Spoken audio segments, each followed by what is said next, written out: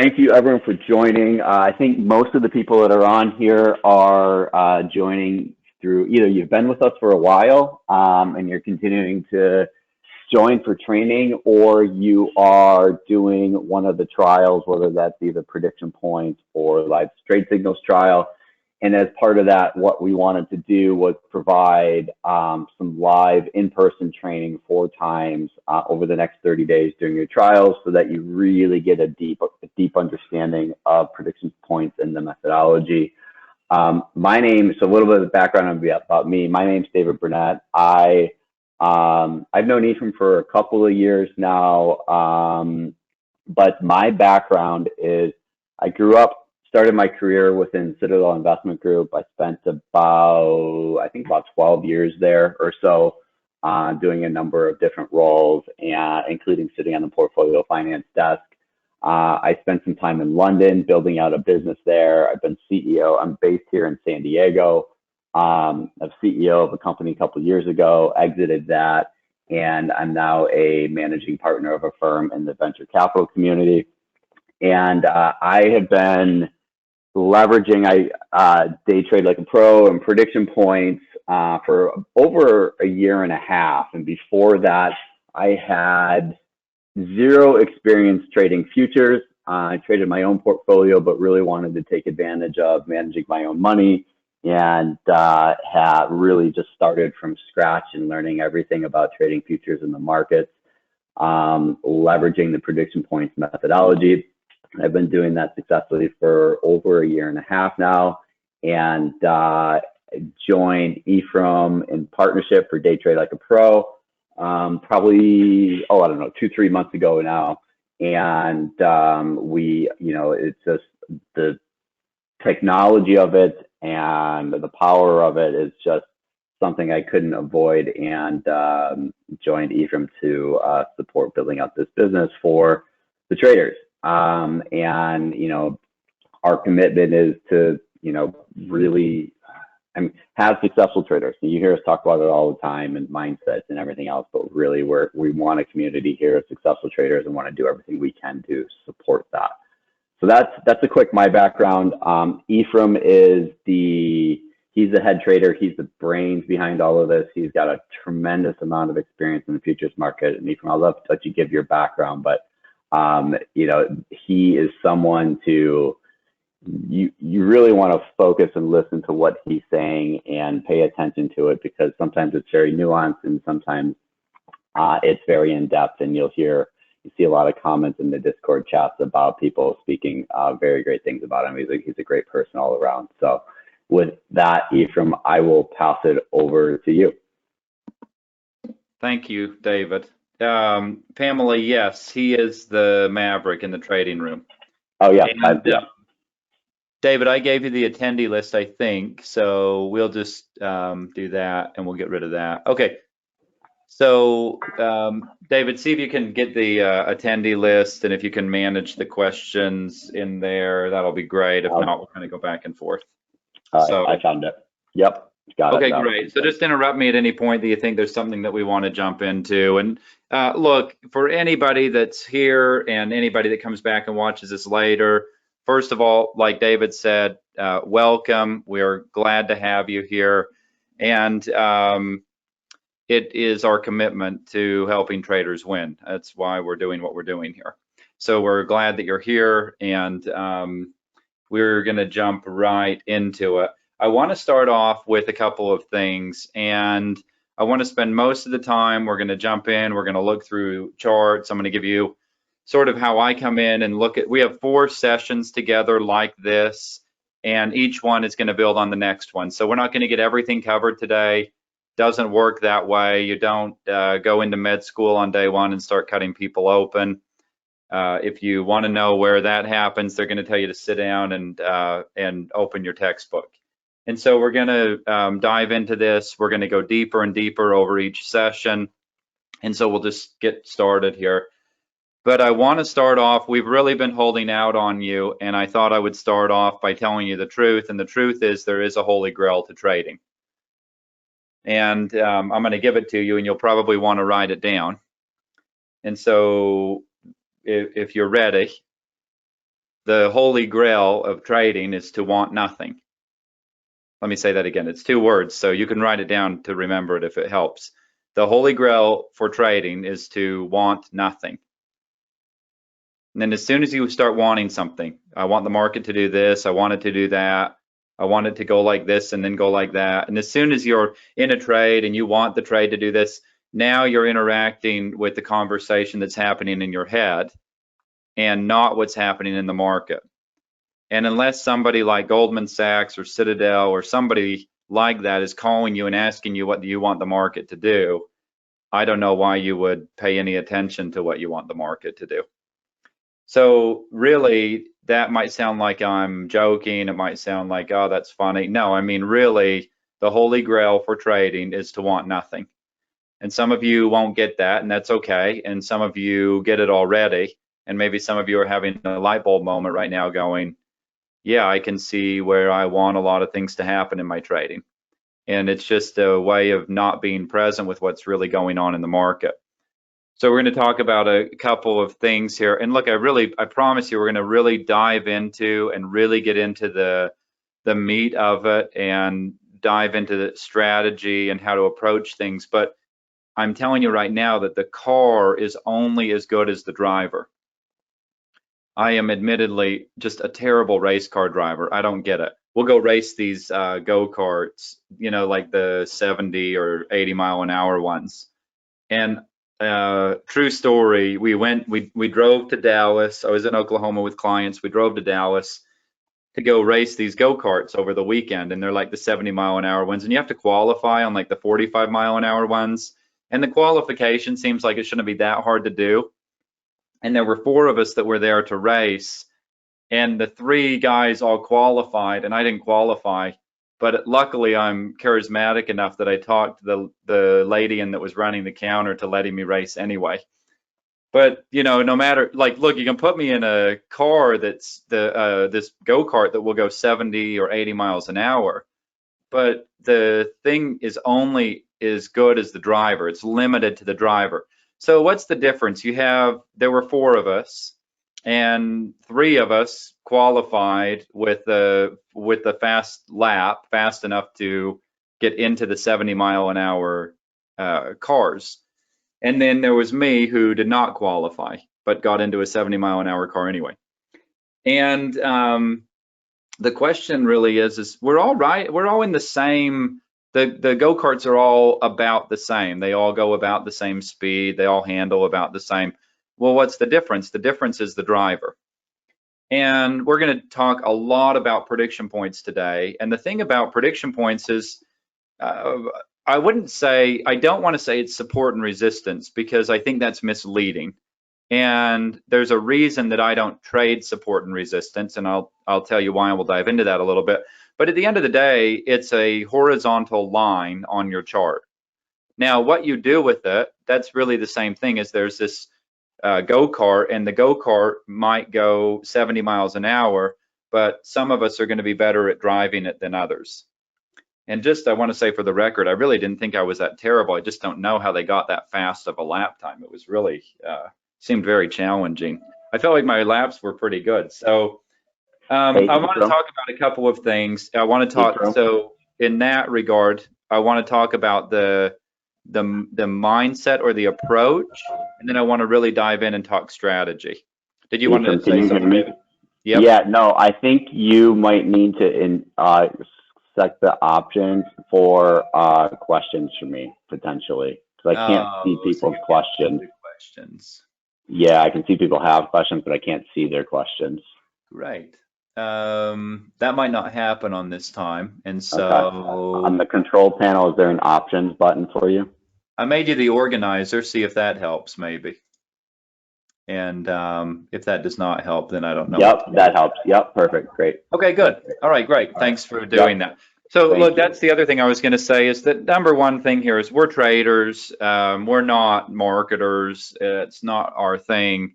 And today's going to be very, you can already get a sense of, this is not a real formal, you know, we want to talk with you and talk trading with you. And so we're gonna dive into that. but I want to cover a couple of things and I want to dispel a couple of myths in the trading. I want to set a foundation for what we're going to discuss here today. So I talked a little bit about this. I did a video yesterday and I talked a little bit about it and the idea of a trend. So I don't care much about a trend. Some of you are kind of starting to notice that. Now, why don't I care about a trend? Because I think trends were made up by institutional traders that needed to give retail traders a reason to trade after they traded. So if it's a trend, you're already late. That's number one. Now, the trend is your friend. Yeah, that's what I would tell you too if I wanted you to buy and sell after I bought and sold. And so, I know that's not popular, but think about it's like one of the oldest ideas in trading. And if it really worked, wouldn't there be a lot of really rich retail traders that were trading with the trend? The trend is your friend right until it isn't. And you all know what I mean when I say that. The problem is that traders don't have a good way to identify how to identify when a trend is coming to an end, or maybe when a new trend is potentially starting. In the long run, in the big picture of things, we're basically always bullish. We're always in an uptrend, pretty much regardless. I mean, the market is built to go up. It's what it's built to do. I know probably all of us have been burned to some degree and taken losses along the way, and we've been on the other side of those big drops. We've seen those big drops, and we've been on the wrong side of those at times. But ultimately, the market's always in an uptrend. It has been for a long, long time, and it's built to go up. It's what it's really built to do. So if you're not trading with the trend, what would you be doing? You'd be trading based on probabilities. And I'm going to talk to you specifically today about how prediction points outline and show you those probabilities. So that's what, that would be the thing you'd be looking at as well. Okay, forget this idea of a trend. Let me trade with what's probable. And I'm going to show you how to identify that. And we're also working on some tools and some automation for those kinds of things to make that a little bit easier on traders as well. And then confirmation. I want to talk about confirmation. Confirmation equals this: you're late to the game. So you're sitting around and you want some kind of a confirmation. Great. I can give you all kinds of things that will confirm things. You'll take more risk and you'll be late to the game and your losses will be bigger. So that's the price you pay for confirmation. And time frames. I would say it'd be funny to hear from some of the long time traders here with us, but I bet they would say when new traders come in, they really obsess about where to enter. They obsess about where to put a stop loss.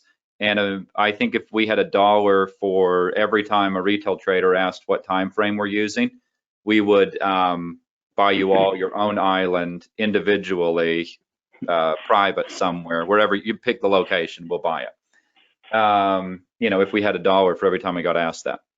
Time frame, whatever. Here's my answer about time frame, and it really is as simple as this. You just want something that shows you the movement. So if you're a swing trader, or you're a buy and hold type of person, or you're a position trader, or you're scalping, I would not recommend someone scalping using a 30-minute chart. But I do have traders that trade intraday and use a 30-minute chart, and that works really great for them. So it just kind of depends on what you're doing. The answer to time frame is there's no holy grail, and I would say it's really whatever you can see the movement clearly with, whatever really works for you. Flip through a bunch of time frames, find one that looks good to you.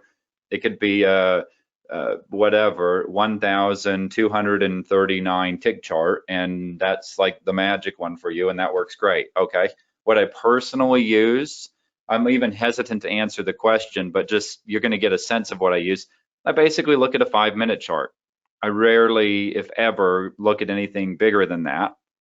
And if I'm looking for maybe where I can, I'll walk you through when I might go down in time frames, but I would maybe go down to a 5. I might go from a 5 to a 3 to a 2 to a 1, and I'll show you why I would do that and what I'd be looking for with that. But basically, I use a 5-minute chart. Now, here's why I use a 5-minute chart. Because umpteen years ago when I started trading, they said use a 5-minute chart. And I have been looking at this chart for 14 years or something. And it's just what I'm comfortable looking at.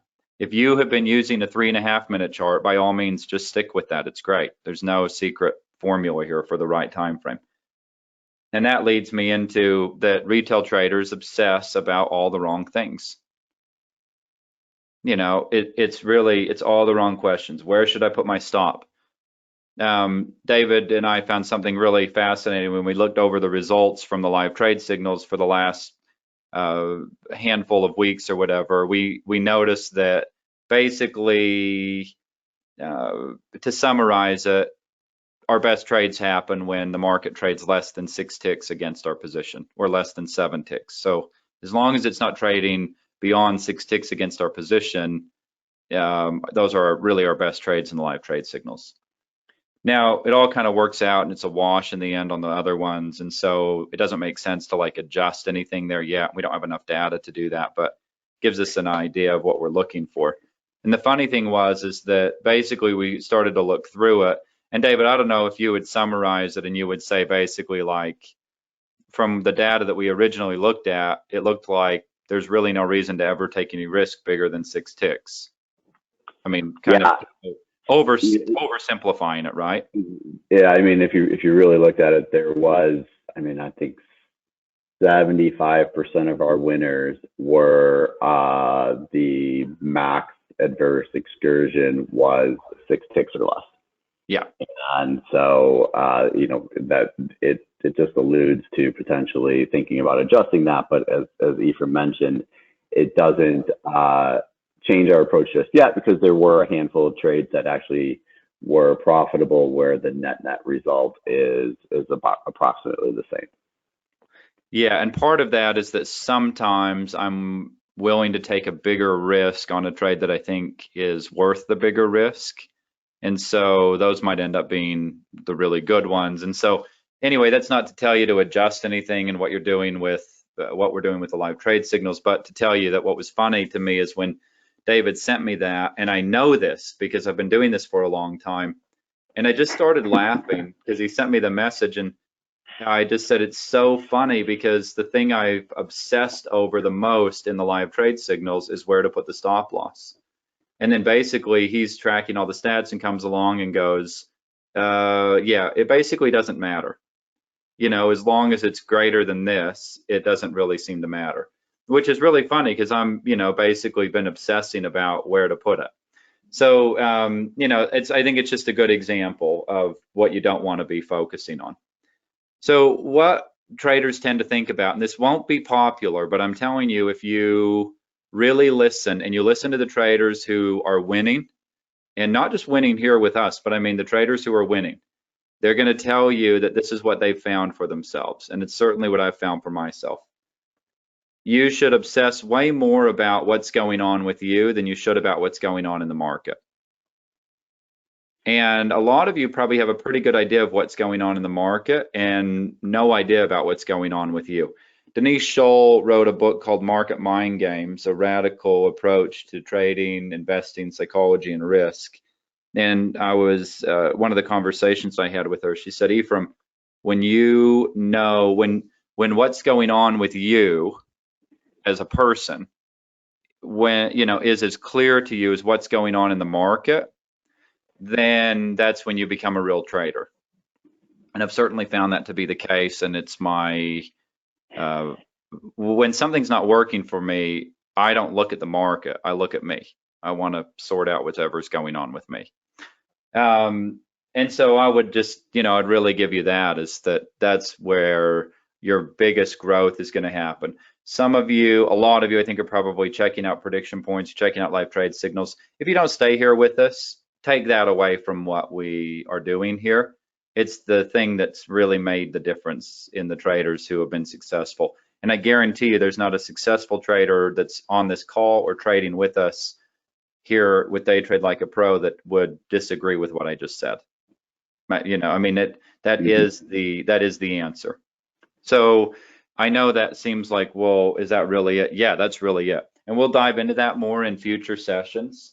So I'm gonna move on, David. Just a comment on that. So something, yeah, you know, something that I've actually personally done is I have started. I've had a period of time where I actually recorded all of my trades live, And I was literally commenting my emotions during that time. And I had the greatest improvement in my trading in that 3-4 week period where I was very diligent about that and got very in tune with my emotions while trading. So Yeah, it's something same. that works, and it's something you actually have to put time into to focus on. Yep, completely agree. Love that. I mean, literally, there's more than a dozen traders here that are having really outstanding years that would completely agree with that. So, is there anything we want to cover from a question standpoint before we dive into this? It's not been a whole lot of kind of detailed questions. I think just start at the stuff that we talked about.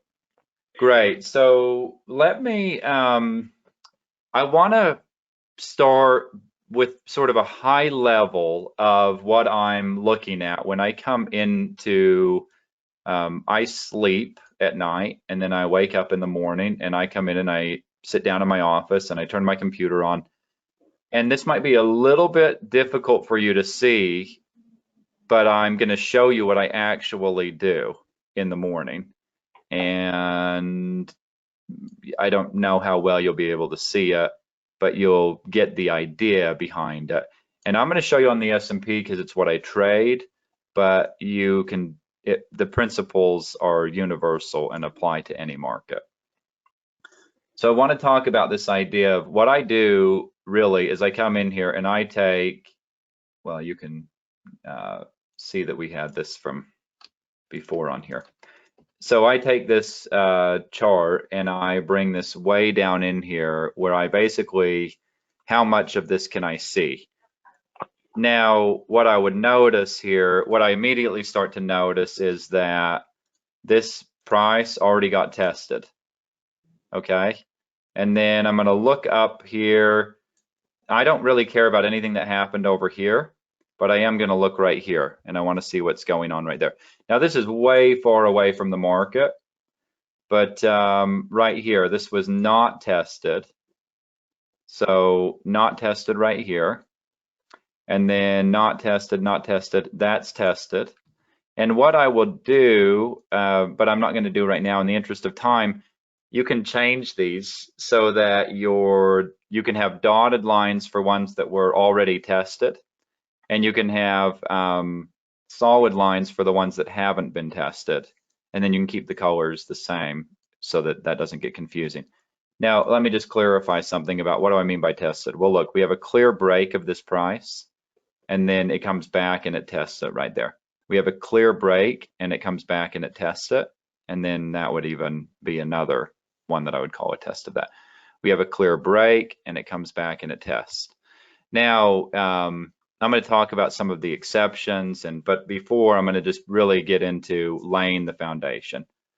So let's, rather than try and just blow through and cover a whole bunch of content, I want to make sure you just get the idea of that the market is an auction, and there's buyers and sellers that want to interact with the market at certain prices. And what we want to know is basically where do they want to interact with the market. Now, if I look at this, and we can look at now, why did I say we don't trade support and resistance? Because what would you call that right there? Wouldn't you call that resistance? You have this area where the market traded right here, and let's call that, and that's resistance. And you know it's resistance because the market already sold off from there, which is exactly the kind of trade that I want to avoid taking. And I know that this is support because the market already bought down here. The traders were already buying down here, which is exactly the kind of trade that I want to avoid. So I don't want to trade support and resistance because by that point, it's too late. I want to trade support. I want to trade it before it becomes support. I want to trade it before it becomes resistance. Or you could say as it is becoming that. So the market comes down here. I want to trade that as it comes down to this price. I want to trade that. So as it's moving up here, I want to trade that. Notice this was the first test after it broke. First test, and that's a really nice move away from that. So that's a little bit about support and resistance, which I'm not going to go into a ton, but So here's what I'm looking at. We'll get rid of this. So tested, and I would, maybe we'll just do this for the sake of going through this. And look, we're going to really build on these sessions together, but I'm going to just take off all of the ones that are already tested. And just so you can really start to get an idea here. This was already tested over here. The market already came over here and tested that. Where am I? Let me get back to, so we're really far away from the market. So I'm just going to give you some ideas of, okay, look right here. So we're coming into the morning here. There's the morning. Let me pull this down a little bit. There we go. And So Ethan, to clarify here, the prices that you're using are today's prices, even though you're looking back that's right. a few days. These are Yep. today's prediction points that are loaded on the chart. This is at 3:30. And let's just look at it coming into the morning. We'll go around 6 o'clock my time. That's about 30 minutes before the market opens. So what's that? There we go, 5:30. That's today, right? So yeah, there we go. So something like there's 6 o'clock this morning. Okay, this is pretty simple.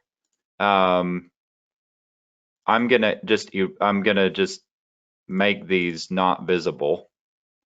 I would say this was tested already. And as it came up and came back down.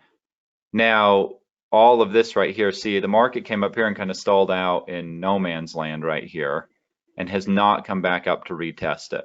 So I like that. I like that it hasn't retested either of these yet. It has not pulled back and tested this 2350 yet. So I like that, but it has tested both of these down here. And so I'm gonna, now I don't actually get rid of these on my chart, but I'm doing this to give you an example of what I would be looking for. And if I go back enough, far enough here, I can actually see that this already got tested. And then I'm going to tell you what I make of all of this once I have done all of that. But if I go back over here, you can see how they came back up and already tested this price right there. So don't want to do anything with that. This one maybe is okay. This one has not been tested. We'll leave that one. This one's not been tested. And then we haven't been back up into here to test that. And then I'm not going to mark anything else out above that just because I already know what happened today, obviously. So I'm looking at, I like this one. I like this one as far as what hasn't been tested. That's not been tested. And now let's zoom in a little bit more and get a better look. I think we'll be able to connect all the dots here before we move on from today's session. So, okay, there's that. It came up and tested right there. Now what I want to see is, have we been back up above that?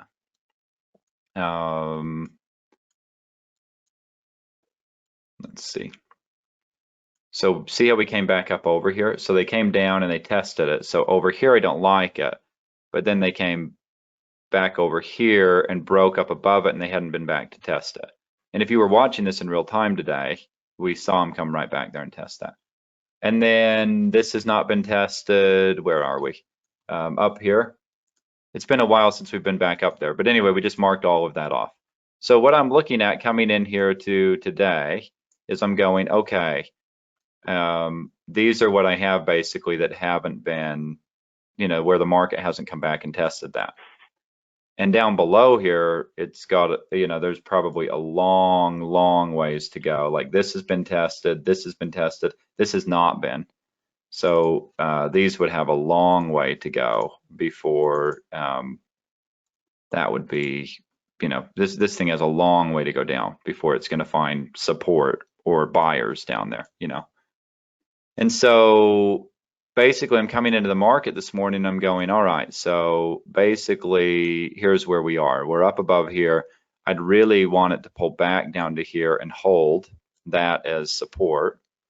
And then we had a trade, and I'm going to walk through the buy today that was 45 this afternoon. And I'll show you a couple of things on that of what I saw. But overall, what am I looking for this morning as an example? Well, look, I'm looking for it to come up here to this, up into this area. This CP, my idea is that the market's going to move from CP to CP. And overall, if you will, my bias is up into here. But there's some prices to work through along the way up. And then if we were to start breaking down, I'd be looking for this. So my overall bias would switch to looking for shorts for a move down. But even on a move up, I'm still willing to try it short, and that would be more of like a scalp trade, maybe not a reversal. And one of the things, we're trying to keep it really simple with the live trade signals, but one of the ideas that I've had going around in my head is to have different categories of trades. But you can also kind of do that. If you look at a trade and it's got a 10 point, the second target's 10 points, that's a scalp trade. If you look at the trade and the second target is 30 points, we're probably looking for a pretty big reversal in that area.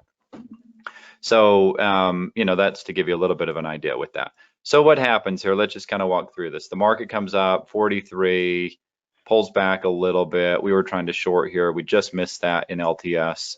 It came within a tick of our order. We canceled the order. It blew right through here eventually. This to me made sense.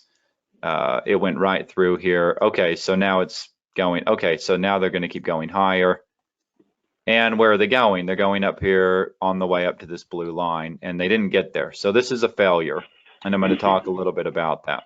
But that's a failure, and then I reloaded these back on here. So this is probably not, there's a couple of things that have happened up to this point. So there's a number of ways you could trade this. There's a move up to here, and then there's a break. And I'm going to go down to just a 1 minute chart. And I'm going to walk through some of the movement that happened here this morning as it was breaking. So here's the open, kind of a big explosive move up. And then notice what happened. It broke, and then it came right back in here and held right there. And then another move up over to here. Even right here, notice it broke, came right back, held, and then another move up to here, okay? And then what happened? It broke. We knew this was important in MAP. We said if this was not the high that we would go back up into the 80s, which we said that to begin with anyway, but that gave us a really good indication that if the sellers weren't going to piggyback on this and really drive this down lower, then that was not going to be, that was not going to cut it. This is not what institutional selling looks like, by the way, in case you've not seen what institutional selling looks like, that's not it. That, however, is definitely what institutional buying looks like. And we'll get to where we see institutional selling. This was definitely institutional selling up here, and there was just no follow through. And even came back up and tried again, and still just no follow through. I took this short. I know a couple of our MAP members took it as well, and took this short down to here, but just no follow through down here. So what happens? The market breaks up above here. It comes right back, holds that to the tick, moves up to here, probes that by a tick or two, whatever that is. And then ultimately comes back, ends up holding. This came back. This was on my bad on the live trade signals. This would have been the best trade of the day, probably. I wanted to buy 63 and I didn't, I actually had it typed all out and I didn't hit send. And that was just a total, that's never happened. And yeah, so this was really on me because this would have been an absolutely brilliant trade. And then the target for this was up into the 80s. And so that was just, that was really a bad on me. But I'm going to talk about, some traders say, well, hey, why are you buying prices that aren't prediction points? Well, I'm going to show you, for me, how prediction points really give a whole, like for me, prediction points are the map for the market. I might not always trade at a prediction point, but they give me this, they tell me how to trade the market, basically, okay? So there's this move up. This is not high enough. There's no CP up here. So if this is a failure right here, and it doesn't look to me like really big institutional selling, so I don't think this is high enough. So I want to buy a pullback, for a move up into that area. We tried to buy 65 in the live trade signals. Also my bad on that. We should have put the risk down here below this swing right here. We didn't, and we ended up getting stopped out to the tick right there, which is, you know, kind of part of my whole issue that I have with stop losses anyway. But you know, is they're usually good at doing your job and getting you out of the worst place of the market. So if you wanted me to just take really stupid risk, we can get these moves, but I'm trying to do this trade with a 2-point risk. So yeah, that's just you know, and I'm really thinking this should hold at 63.50 right there. So I'm thinking 63 is going to be fine. It comes to 63 to the tick and stops out. You know, just such is the life of a trader at times. It just goes that way. Hey, Ethan, can you Yep. just do really quick? I don't know if everyone understands what MAP is. Just a couple of minutes on what Oh, MAP yeah. is. So MAP's kind of like the original offer that we, you know, it's like the original offering that we've had. When we first had traders who said, I can see these prediction points are amazing, they're highly reactive, but I don't know what to do with them. And MAP was our attempt at, in the beginning anyway, of teaching a methodology of trading prediction points. And it remains that today, except we've gotten a lot better at it over the last 3 or 4 years that we've been running MAP. And it is really the behind the scenes of how we come up. The market is always telling a story, and I'm going to walk you through in a minute and tell you the story leading into today. And MAP is where we dissect that story. The live trade signals are just prices. You don't get the whole story. You don't get the context.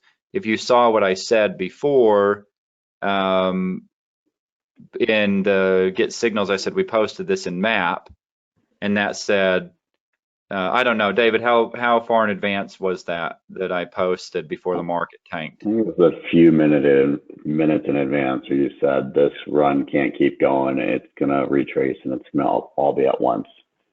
Yeah, and I posted that and showed you the timestamps where basically those are the kinds of things. So the story's unfolding, but when we started MAP this morning, we said these are the scenarios, and basically if this happens, we're going to go back up into the 3380s, and then we never talked about anything above that. Ultimately, we went back up into the 3380s. Picking the direction's pretty easy. I can do that with my eyes closed most days. Picking where to interact with the market, that's a lot trickier, especially doing it with really tight risk. And so, so here we have the, yeah, so MAP is basically the behind the scenes, how we come up with what we're doing in the live trade signals. And that's how that works. And if you are interested in that, I kind of think about that. Live trade signals is like training wheels for prediction points, and then once you can take the training wheels off and ride the bike on your own, that's when MAP becomes much more useful because there's a lot more opportunities for you to utilize in your own trading strategy. We'll show you how to do backflips and wheelies and all kinds of things, you know, as opposed to the live trade signals is, look, here's these prices. You shouldn't have to think a lot about it. We want you to be disciplined. We want you to put the trades on and take the trades off. We want you to learn trade management principles.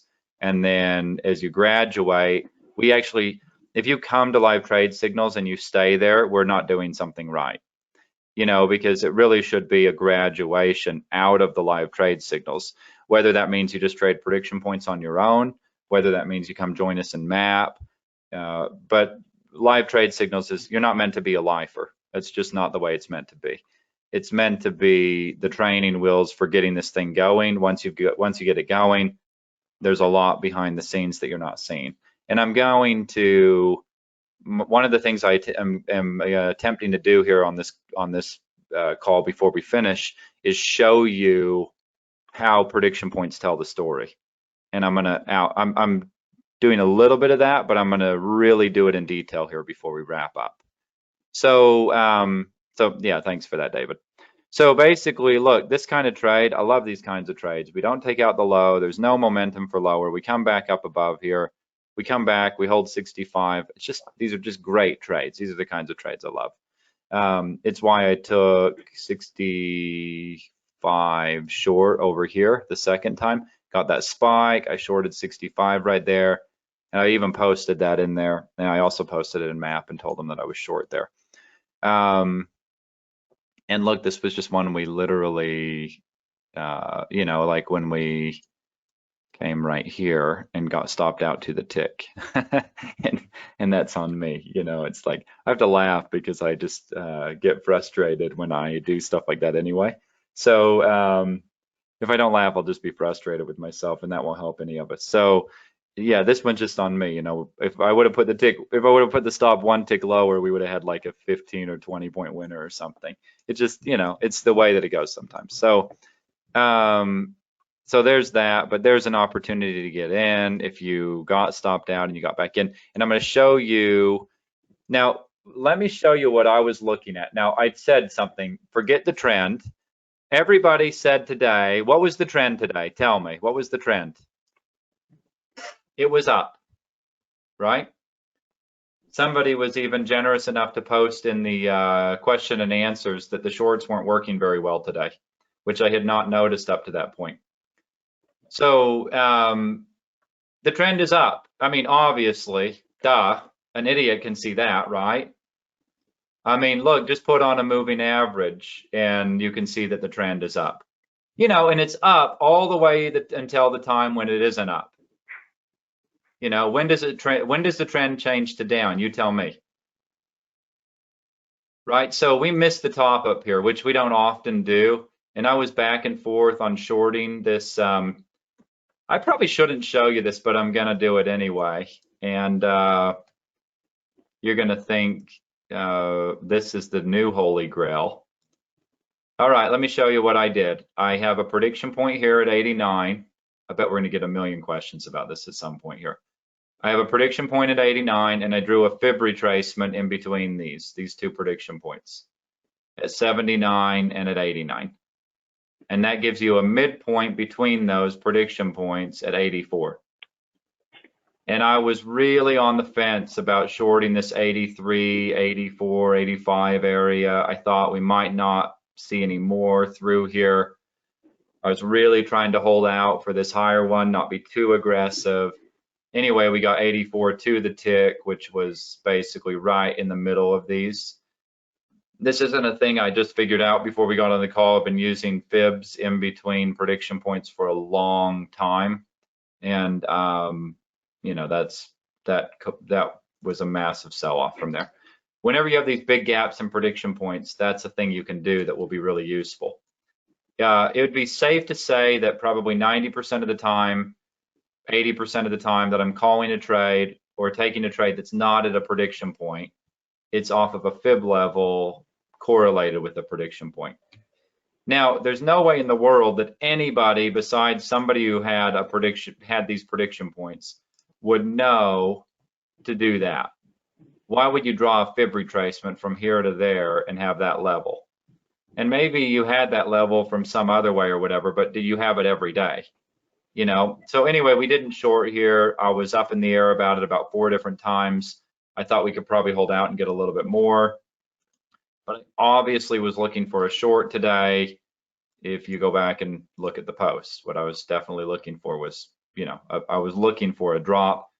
I thought when we kind of stalled out here, we'd get a little bit of a retrace and maybe another move back up. Anyway, that didn't happen. By the way, I'll just show you this here. I don't want to spend an enormous amount of time on it, but I'll just show you this. Basically, this move down stalled out. We have 57.93.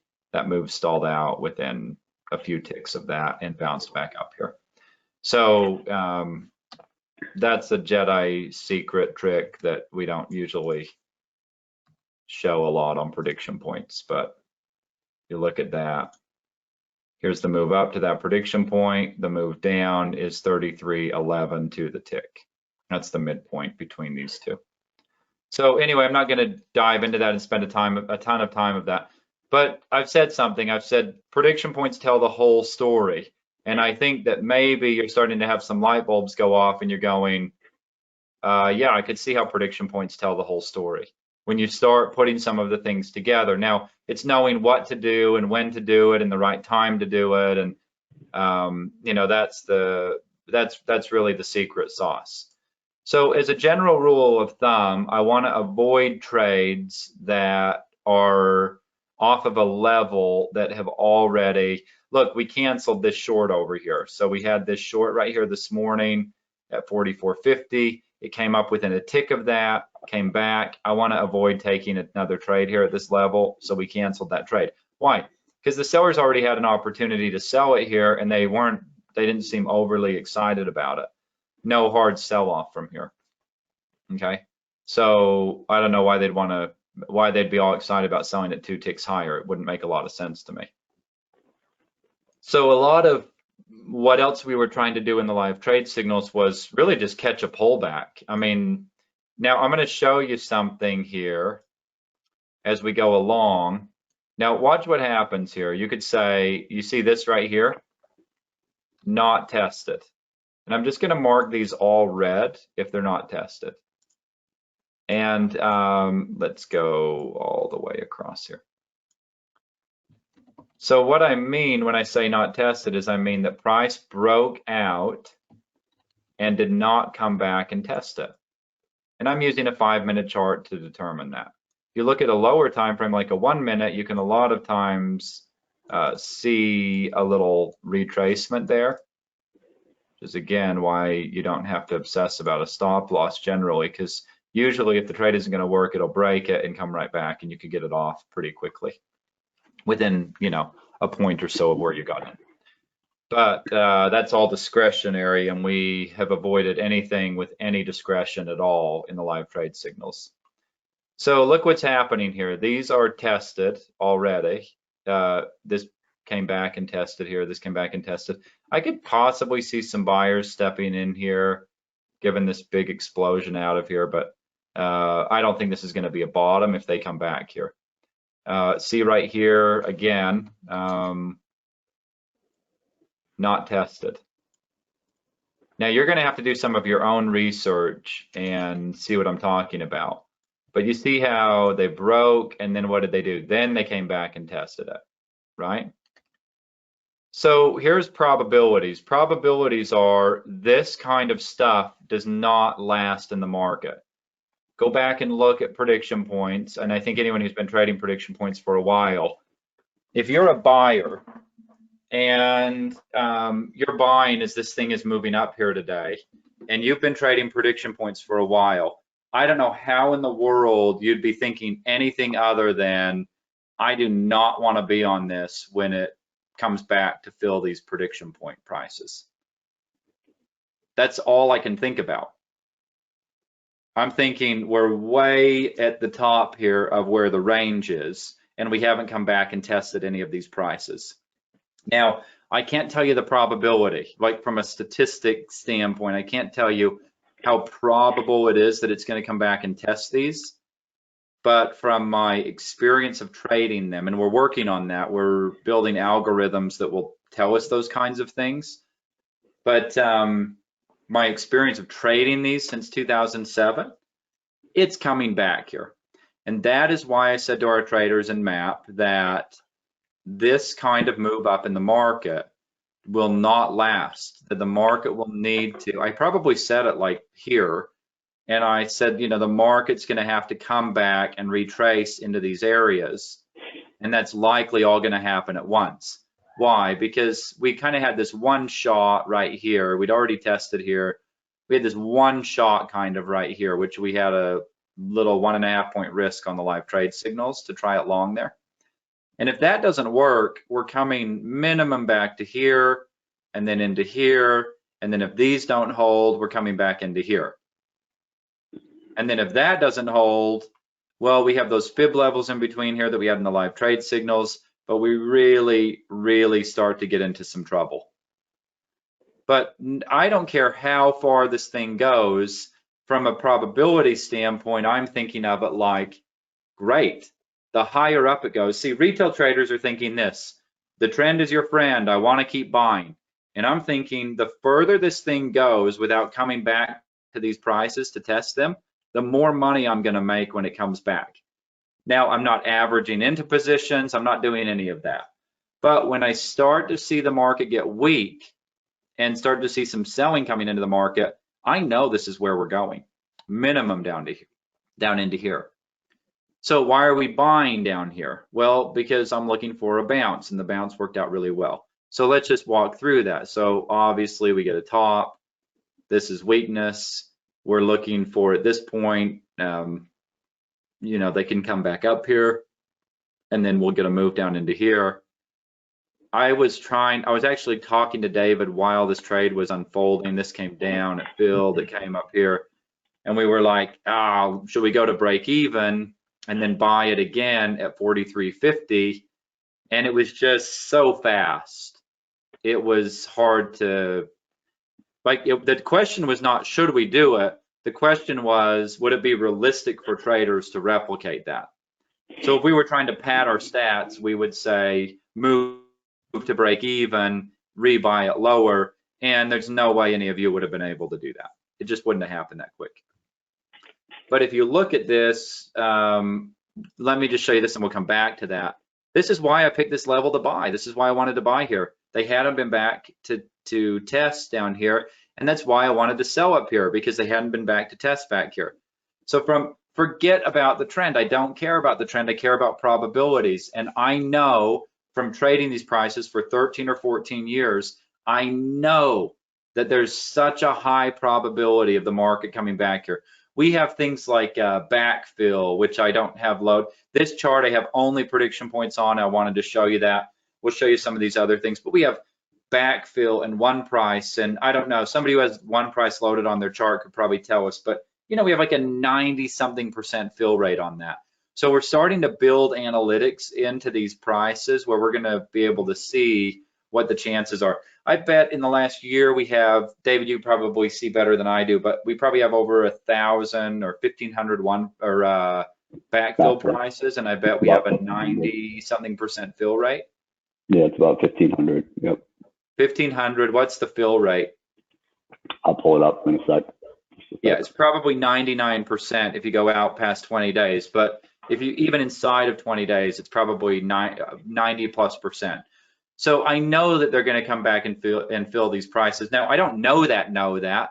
I don't know anything that's going to happen next. But I mean, I know based on probabilities that it is, you know, almost a statistical improbability that they're not going to come back and fill these prices. And I know that from before there was interest here. They had interest at this level over here. By the way, we had these prices before the market came back over here. These prices were here. And if you just want to really put that in perspective, yesterday, the market looked like none of this had happened, and we gave you all these prediction points. My bad on missing that buy in the live trade signals. But see how it came right back up and retested, and there's your buy opportunity. Nice move up here. So, and then over here, you get this pullback to here. So why am I shorting? It's like, you know, everybody and their dog and their brother and their mother and their cousin and their sister can tell that the market's in an uptrend. Why am I shorting? Because I know that these are going to get retested. And the further this goes without retesting it, the greater potential for profit that I have. Now, does that mean I won't buy? No, I'm totally willing to buy.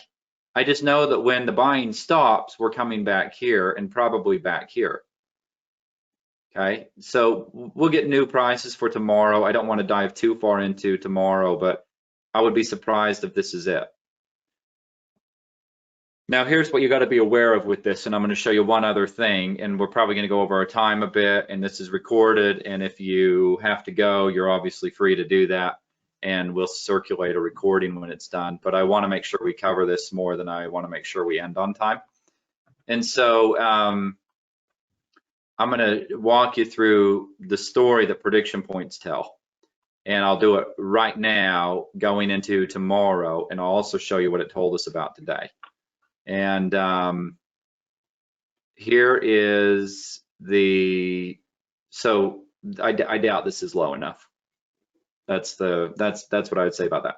So let me show you a couple of things. Oh, one principle that I want to teach you. So Sean is the original creator of prediction points. And one of the things that Sean taught me, he's a really brilliant trader. And he said, when something that's supposed to happen doesn't happen, it usually spells trouble. Now, what was supposed to happen today was this, 89, 88.50, 88 minimum. And that didn't happen. And I would call that trouble. When that didn't happen, that spelled 50 points to the downside, a little more than that actually. And so when something like this is supposed to happen, like up here, and it doesn't, this usually is the reaction we're going to get. So I don't think that this is going to be low enough. It could be. I'm not betting the farm on it. I don't think so. And if it is, it probably means much, much higher. So it would be like a move like this, but to the other side, which I just don't anticipate. That's going to be the thing that's going to happen. And I can't wait till we have statistics that show that. So let's do something here. I want to bring prediction points in, and I want to show you something. The market is going to move from CP to CP. And the markets look like they're random and chaotic, and there's all this stuff about chaos theory and, you know, the fooled by randomness, and there's all this kind of stuff going on. Prediction points bring order to all of that. They give you a framework and a structure that you can view the supposed chaos or randomness in, that give an outline and a structure to what's going on. It only looks like chaos outside of a structure. So let me show you something here. This price right here is not tested. It broke and it's not tested that. Okay. This price is tested. Now here's what's fascinating. Notice this kind of stair-step approach. So this is tested. They use that then. So it looks like this stair-step sort of approach going up here. So we're going to do this going one way, and then we'll do it going the other way. The market goes, they tested this over here, it goes up here. They tested that. That held. They came up here, tested that, that held. And then this started to break out. They came right here, whatever you want to call it, either of these is fine. That held. And then notice what had happened. They didn't come back and test this until later on over here. And it did hold a little bit for this move up, but not enough for anything, you know, not a reversal back up, but it did work. The other side of this would be, so you have this price is tested. So what's not tested is this has like a big X on it because they haven't come back and tested that. And then if I look over here, that is basically tested right here. Not basically, it's completely tested right there. The market came down, broke, came back up, tested it. Okay. These were trading above by the morning time. And so these are tested already. So that leaves this one up here. And that's not been retested. They broke and then they haven't really come back up. This was not a good retest of that. Okay, so what I'm looking at is we've got these huge ranges. We've got that's tested already, so I don't want to trade there. So what am I looking at? I'm looking at either way up here or way back down below here. Where did I mark that off? So either way up here. So these are where the market can trade to, either up to here, and I'm just doing that. I'm just highlighting that area. Or down into, we'll just highlight this, down into here. Okay, and now let's go. So now we start to get some order to the chaos that's going on. So I know that the market is either going to go up here or it's going to go down here coming into the morning. Let's say wherever that is, over here, something like that. There we go, about 5 something in the morning. There we go.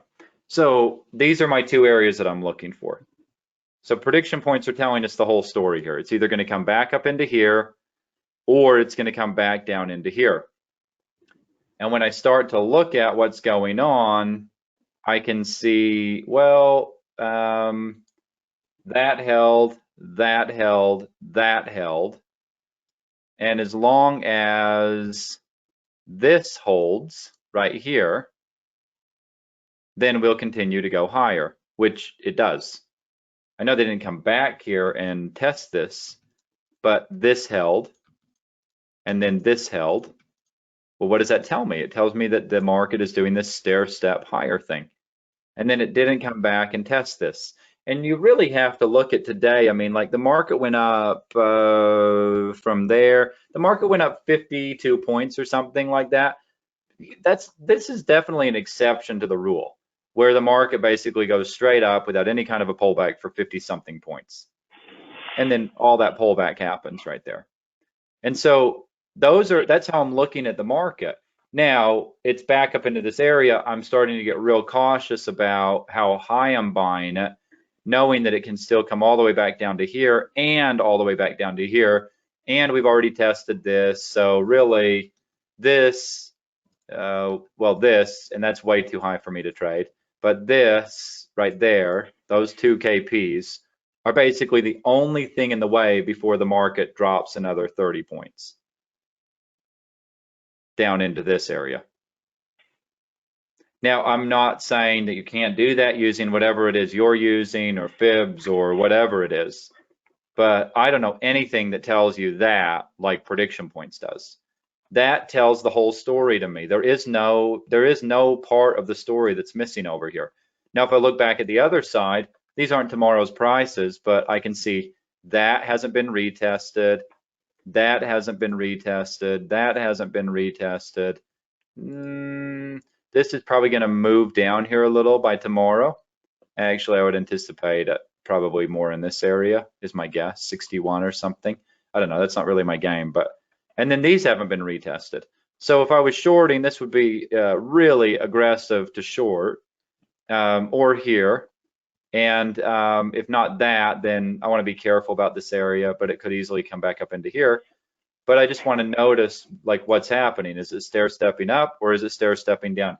There's a video on our YouTube channel called something like the market only does these 4 things. And you can break everything down into the market setting higher highs and higher lows. It's setting lower lows and lower highs, or it's consolidating, which neither of those things are happening, or it's choppy and both of those things are happening. Okay, and at any time you can look at the chart and identify what's going on, forget the trend, and then trade the probability. Where is it most likely that the trade is going to go? Now here's why trends work, because an object in motion stays in motion. So this idea of a trend works because the probability is that it's going to keep going until it doesn't, but you get the idea. An object in motion will stay in motion. That's where the idea of the trend comes from. Okay. All right, so I could do this for 10 hours straight and not take a break. And David, what are we missing? Look, guys, this is a beginning, guys and gals, I don't mean that in any, but this is a beginning of, it's the first of 4 sessions. We're gonna continue to answer questions. We're gonna continue to dive into stuff here, but I want to give you a framework to start to look at this and how to view prediction points and see that. So there's that. David, is there anything we want to cover? I'm okay on time. I'm happy to stay and answer questions. Yeah, I can stay a little bit longer too. I think I think there's people want to understand better a little bit more what tested and untested means, or valid and invalid. And let me add my perspective of it. And obviously I've learned this from you, Ephraim, but like when I'm looking at this personally for my own trading, I look at a 5-minute chart and I look at a 1-minute chart. And when I look at a level being tested or not, I'm usually looking for a candle that is in, like, so if it breaks through a price, I'm looking for a candle of the opposite color to come back and test it. So if it breaks through and there's a wick down on the next candle, but it's still in the same direction, I'm probably not calling that tested. Agreed. And so I usually look for a different colored candle. And again, the art to it is, for me in my trading, is looking at, the 5 minutes and the 1 minute time frame, and that will give me a different perspective on, do I think that's the level that I want to interact with the market with or not?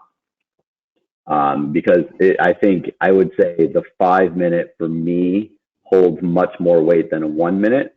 But as the market's moving, you might see it break, but you can get in right on that next 1 minute candle or something like that. I think that's a really great example right there.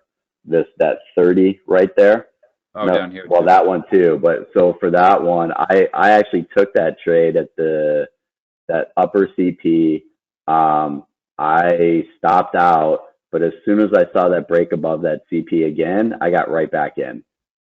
So I got right back in that trade there, and then took that up. So So why don't we track that in the stats? Because that's discretion, and we don't know how to put that into a really yeah, strict rule-based approach, right? So that's why that's not an LTS trade, because yeah, this was his experience of being around prediction points, as was the same thing that I did over here when I shorted over here.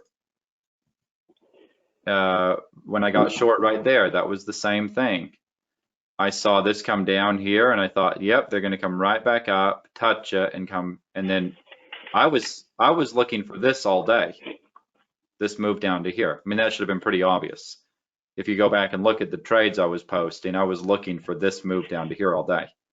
And unfortunately, we didn't get it, but such is life sometimes. And So something else that I want to comment on for live trade signals too is that live trade signals, when Ephraim and I talked about it and designed it, from my perspective, I'm a process person, I'm a numbers person. When we wanted to track stats, I said it has to be crystal clear, black and white on the performance of the numbers. And I think what a lot of people will see if you're following live trade signals, what you'll see is that the levels that Ephraim identifies for the market to interact with are usually extremely important levels.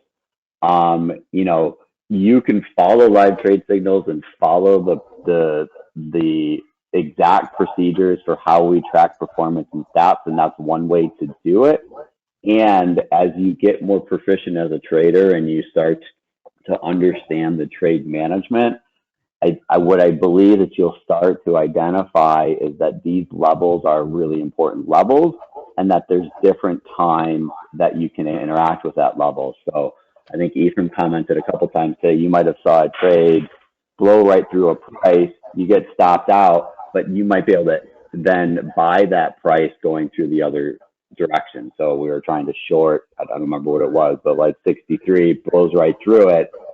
You can then, 63 is going to be an important price on the other side of buying it as well. So just something for everyone to think about in how you are using live trade signals. We get a lot of questions about, exactly what happened on this trade and that trade. And I think it's really important to understand that we have black and white rules for tracking stats. You'll see that we don't do ourselves any favors for, getting a trade, missing a trade by a tick here and there. And it's a really informative way to understand, for me personally, even how Ephraim thinks about managing trades or entering the market with prediction points as the market structure. yeah, I mean, I have said a few times, if anyone was halfway decent, you can beat our performance in the live trade signals, because I believe that a trader who's really dialed in and knows how to manage a trade, their discretion will outperform our strict rules every time. That's my opinion about it. It's why I'll personally have great days at times, and like live trade signals maybe doesn't. This is all I did here. I just did a couple of things. Well, let me just, what was that? I'm just trying to identify a couple of levels here. There's so many things that we could say, guys, and I mean, I'm, really just trying to, just so, have it as useful as possible. But if you look at this, like, here's your, I don't know if I'm missing anything really critical in here, David, about, I mean, there were some, I think we had like a little short at like, 50 to like 50 area or something like that. I'm just kind of trying to mark off some areas. That's all I was doing. And,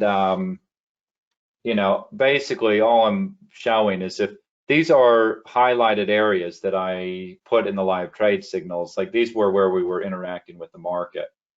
And if you look at it like, okay, so this one didn't work, but then it came up, it used it again, and then we had a couple of shorts right here in this area. We moved this one to break even. Notice it stopped, it came back, it held right there. It came up into here. This was a short that we had. Notice that it broke out from that short. And then we had this area right here. It came up, it finally broke, it came back and it held right here. So I would be highlighting these areas on your chart if I were trading the live trade signals. And then notice it came back right there, it came up, it came back, it came up, and then notice what happened. We came right back into this area. We did have this later on. We had this short at, I think, like 63 or something, which was right there. So we'll leave it there. But then it came down, it stalled out right here. This bounced a decent amount. And then this came down right into this area, came back up here, came down into here. We gave you this level way back over here. We gave you this area last night, and it came back down over here, and then came back up here, and then, yet to be seen what happens next. Anyway, I'm just highlighting some of the areas on the chart just to hopefully see what, so you can see what David's pointing out. I want to just, I want to add what David said about the live trade signals. Hey, that was pretty good drawing in from what I added on there. What David said about managing a trade, or about how to see when like how to know is a level tested or not tested. Yeah, I'd say it's pretty, look, there is some discretion involved, obviously. This is tested to me. Is it the most, the best test in the history of testing price levels? No, it's not. This is tested to me.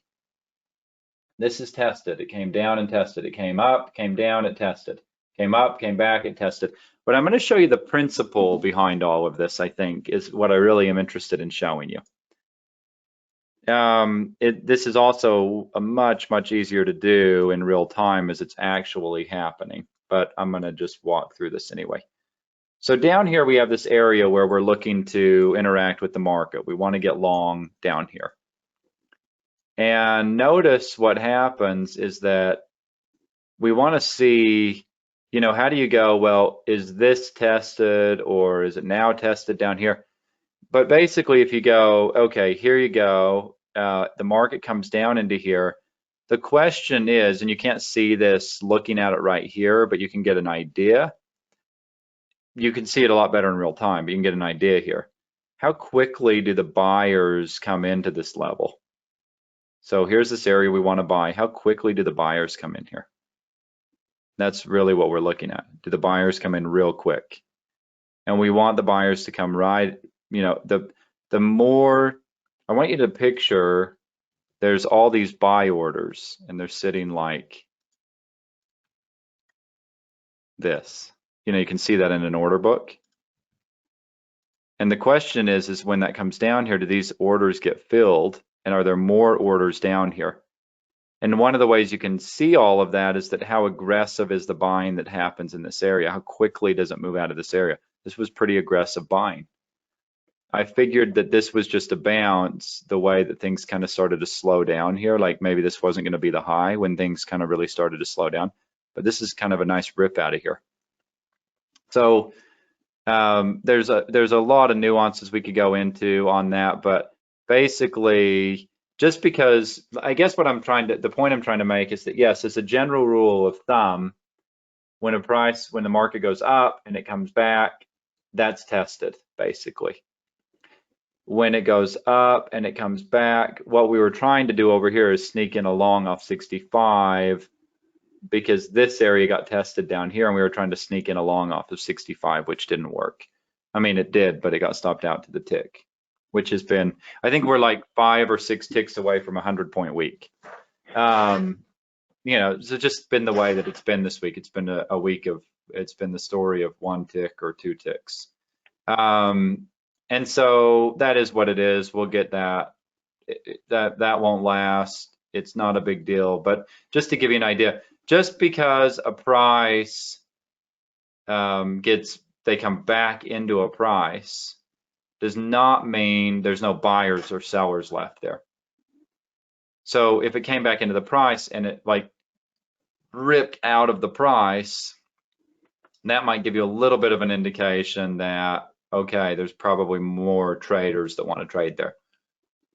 Or as it will happen sometimes, the big institutional traders will front run what we're trying to do. So we'll know we want to sell up here in this area and we'll get, and sometimes they'll front run it by a point or two. And that happens. And, you know, or here, for example, 65 and it gets front run by a point. And so that doesn't mean there's no sellers up here. I would say if the market came back up into this area, I bet you would see sellers a point or two deeper into this area. I bet there's more sellers up here. Maybe not enough to drive it down, but this is, look, same, this is actually great. I didn't plan it like this, but you see this right here?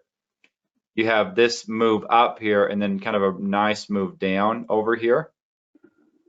And then exactly the principle of what I was saying right here, how there probably are sellers a point or two higher up here. See, when we came here, that's 62.75 and 64 was the top over here, so 5 ticks. So pretty good selling happened over here, but not all the sellers were able to trade. So when it came back, there were still sellers that wanted to trade over here. So this is very much about, I mean, the markets are really simple. If you understand this one thing, supply and demand. And when supply exceeds demand, the market goes down. And when demand exceeds supply, the market goes up. And prediction points, in my experience, give us the greatest edge in the market of knowing where that supply and demand is going to be out of balance before it gets there. And so that's really what I'm looking for. So something tested or not tested? Yes, the you know, the cookie cutter answer is if it breaks it, I would say on a 5-minute chart, if it breaks it and you get at least one candle in the opposite color that comes back and tests it, that's tested. But when you start really breaking that down, there's a lot more to it than one candle in the opposite direction. Again, look how aggressive the buying was right here and what happened when they came back, still aggressive buying happening. So there's still buyers over here that want to trade that didn't get to trade here. If there's buyers that are trying to get an order in, you've had this happen before, right? Where you want to get an order in and the market goes boom and it's gone. And then you're like, and you know what retail traders love to do that institutional traders never do? Institutional traders never, ever chase. They are not afraid to miss a trade. They are afraid to pay too much and they're afraid to sell too low, but they are not afraid to miss a trade. They're not going to chase. So if an institutional trader is trying to trade here and the market kind of goes boom and now it moves away from him and he goes, that's fine, I'll just buy it if it comes back here again. And then it comes back here again and he buys it. And so that's how, you know, that's how institutional traders are looking at it. They're not thinking like, oh, great, now I missed the trade and my whole week's ruined. They're thinking, all right, I'll just buy it when it comes back here again. And then it does, and they get to buy it here again. And then and how do you know that? Well, look how quickly it's like it goes pop, pop. Our best trades around prediction points and around live trade signals are always going to be when it spikes into the level. That's what I hate these trades where we have a signal posted somewhere and it like slowly moves into the level. This trade, the faster this comes into this level, the better the trade's going to be. And no, you want to hear that again.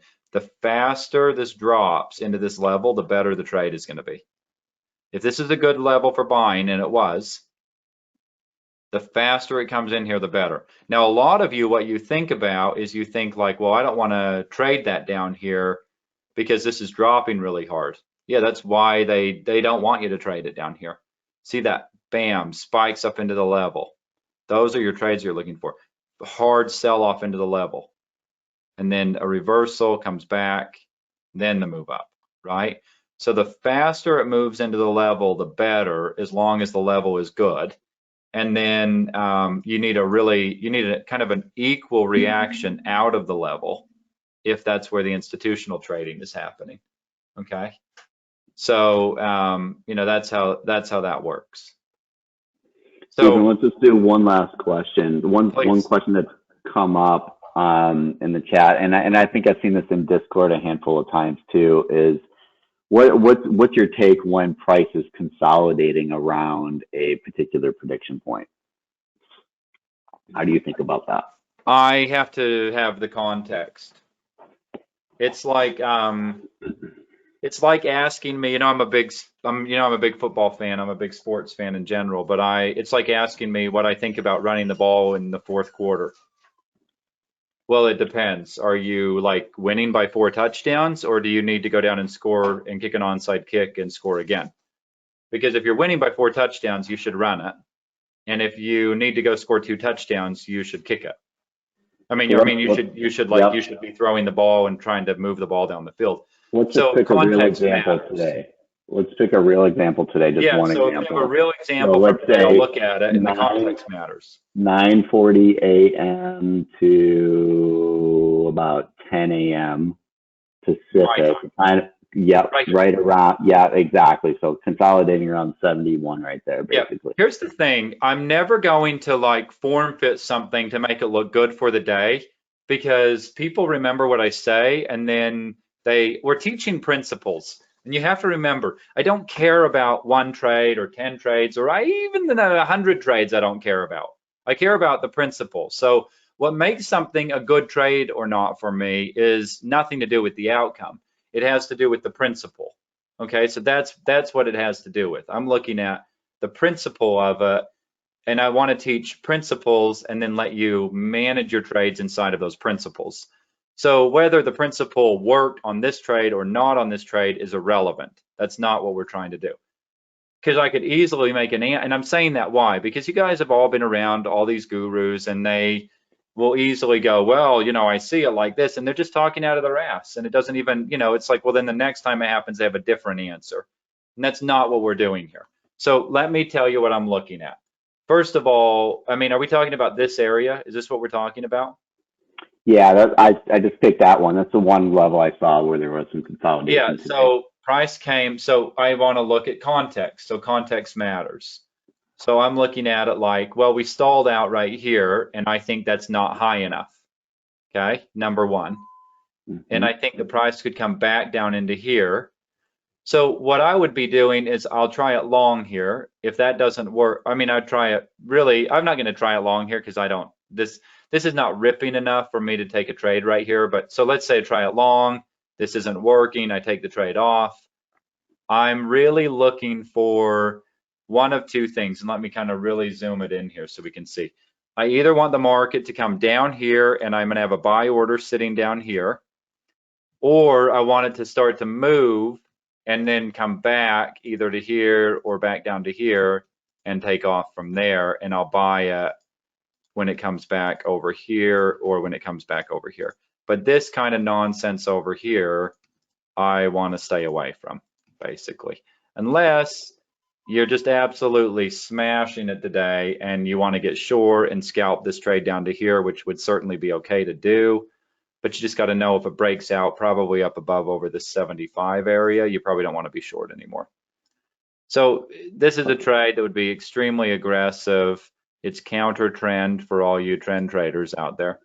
And you know, this is not a trade I would take personally. This is not high enough. Well, that's not what I'm trying to do. This is not high enough.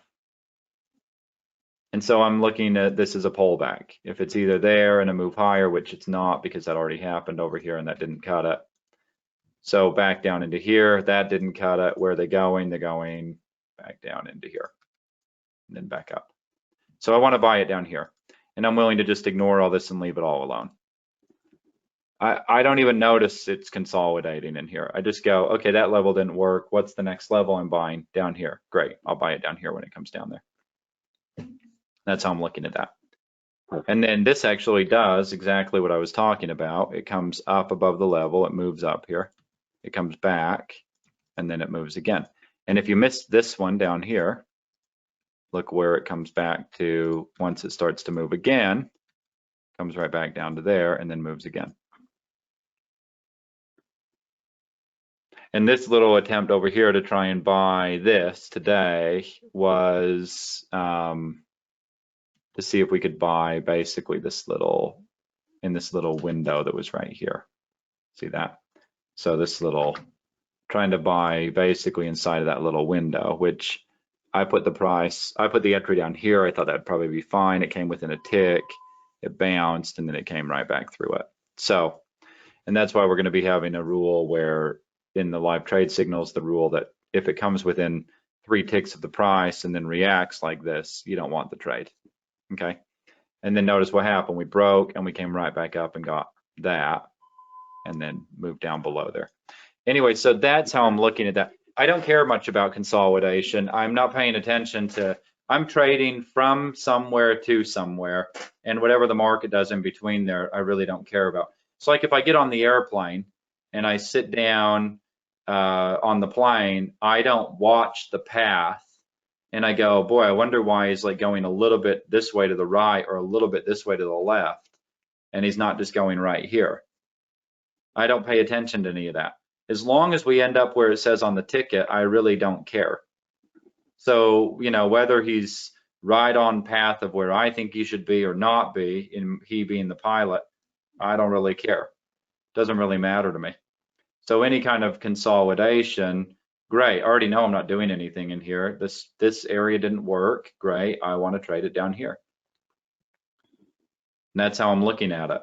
I'm not watching the screen going, no, now it's consolidating. Maybe I can get it. Maybe when it's, you know, if it breaks and it starts to run and it go, look, here's a good example. Maybe you didn't get the top. Okay, fine. It breaks, it comes back. Great, get short. There's your move down to there. And then breaks and then comes back. No follow through. Okay, no problem. Take that off at break even. Oh, it didn't pull back and you couldn't get long there. Okay, well, that happens. Here's another opportunity to get short if you want it. Or here's the move down to there. It bounces back up to there. You can get short right there.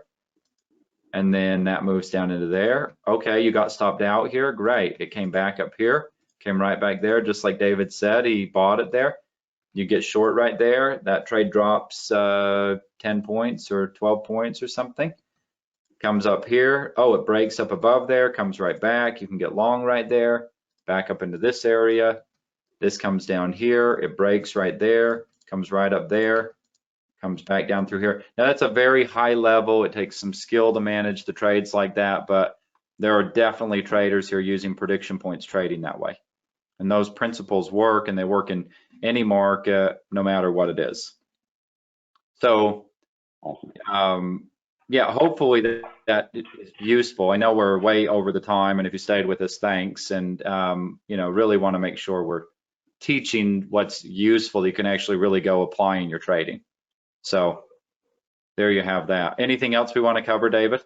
No, I think that's it for now. That's an hour and a half in. For everyone that's still on, we have recorded this. We'll send it out so you can watch it. Watch it a couple times. When I was starting out, I found that watching all of these videos multiple times was extremely helpful for me.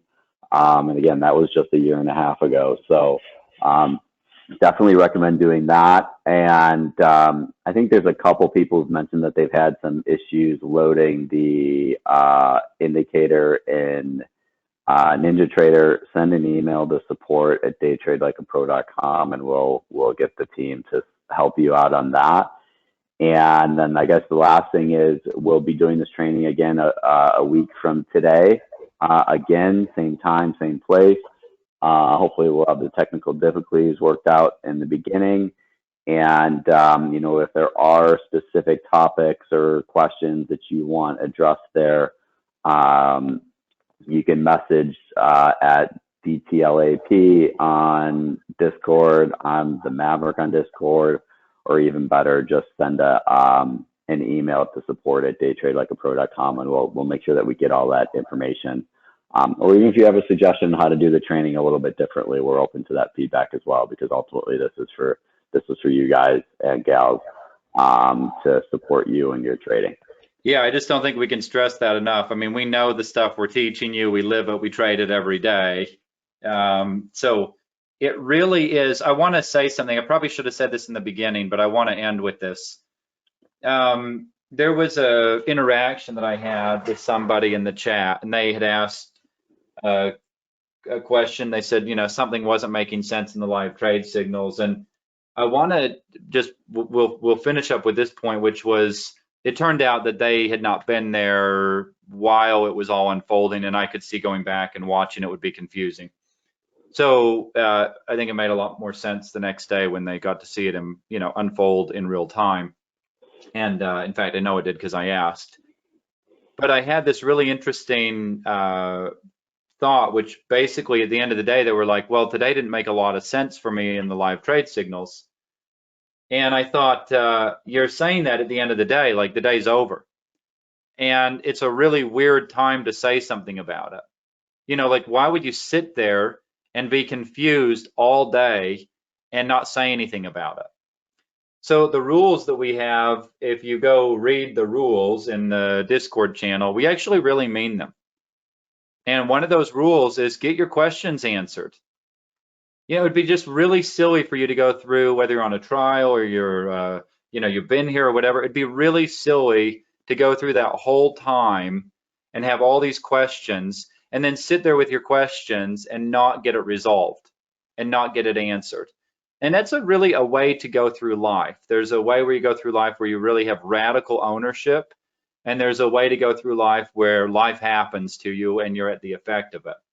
And if you're trying to do it the latter way, it's going to be really tough, a tough go for you as a trader. And I say the only way to go through life is really with this radical ownership. So that's my invitation to you, is to really take that on and make sure that if you're not getting what you need, you're not understanding it. Listen, this works. We already know that. We've proven it. We have traders who are going to make multiple 7 figures here with us this year, who've already made 7 figures with us. It works. We're not in question here. It's not like, well, let's see if these guys are on to something. We already know we're on to something. A lot of the traders here with us, I think Omega said that he's made 20 points every day for the last who knows how many months. Okay, we already know it works.